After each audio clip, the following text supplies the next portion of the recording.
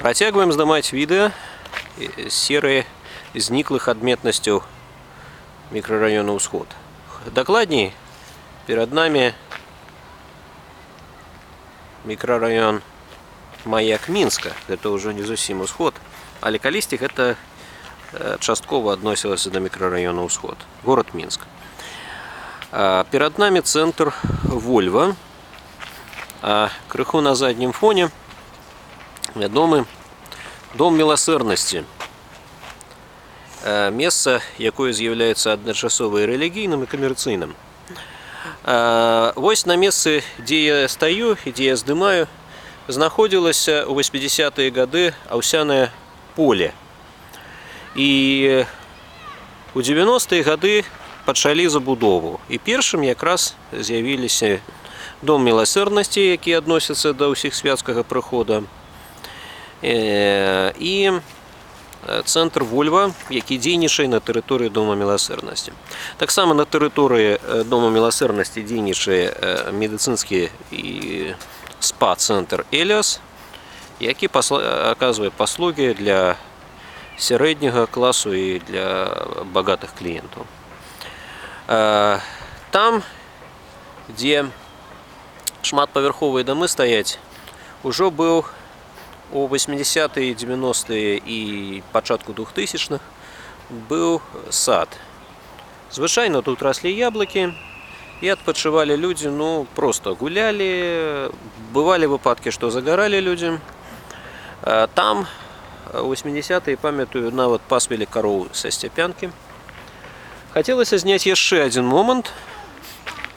Гэтая бетонная дарога таксама невялічкае ноу-хау, яна звязана з забудоўляй гэтага раёна. Даволі рэдкая з'ява бетоннай дарогі ў Мінску. Ёсць звесткі памылковы, быццам лес у раёне Барысаўскага тракту, вось гэты паміж станцыяй метро «Усход» і станцыяй метро «Барысаўскі тракт» быў знішчаны. Я хочу паказаць месца, дзе яго знішчылі, каб убачылі, што чуткі аб смерці гэтага лесу надта перабольшаны. Вось гэты прасвет, дзе на даляглядзе мы бачым жоўта-сіні-белы будынак. Гэта і ёсць тое месца, тая прасека, якую проста павялічылі. Прасека была невялікай прасекай, і яе проста зрабілі больш значнай. А сам лес, як мы бачым, ён існуе. У той бок таксама ўжо даўно існуюць забудовы. Здаецца, там ёсць інтэрнаты, нейкае прамысловае прадпрыемства і філіял педагагічнага універсітэта. Калі я навучаўся ў педагагічным універсітэце на гісторыка, я памятаю, як мы туды хадзілі ў спартыўную залу на урокі фізкультуры. Тут даволі добрая была трэнажорка. Зараз я ў трэнажоркі не хожу, таму я не ведаю. Я хожу на спортгарадок, дзе бясплатна можна практыкавацца. Таму дакладна не ведаю, наколькі там усё змянілася ці засталося. У той бок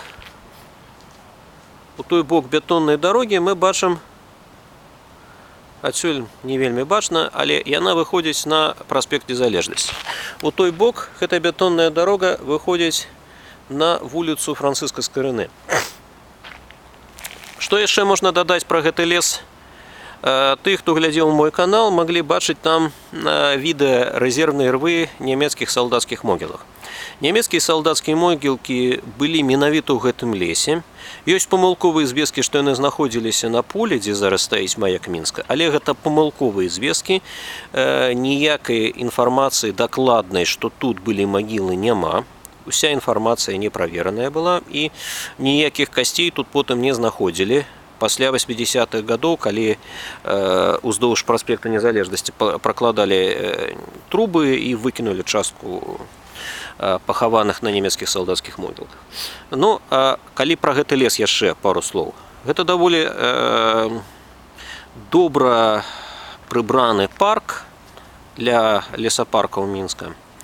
Нямецкія салдацкія могілкі, якіх ужо амаль год, як яны не існуюць. У верасні мінулага года апошняга салдата адтуль перавезлі ці ў Бярозы, ці ў Шаткава на зборныя могілкі салдат вермахта. То есть гэта ўсё афіцыйна.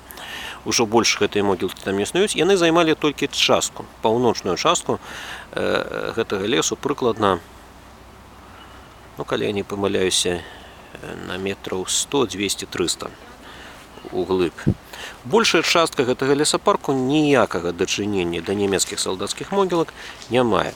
Таму, калі вырубяць, высекуць ці штосьці там можа будуць далей штосьці будаваць, то ніякіх касцей ужо знайсці у астатняй часткі лесу не павінны. Ну, як мы бачым, гэта ўжо раён такі больш-менш жывы, дзякуючы таму, што тут побач школа, тут побач царква, тут побач будуць дзелавыя забудовы. Таму, як мы бачым, усё змяняецца. Але галоўнае, што хацелася тут сказаць, што зніклымі тут засталіся толькі поле і сад. Што характэрна для Мінска, паступова ён робіцца больш шчыльнай забудовы, а сам лес у раёне Барысаўскага тракту як існаваў, так і працягвае існаваць. Відэа знята ў верасні 2016 года гісторыкам Андрэем Берастоўскім.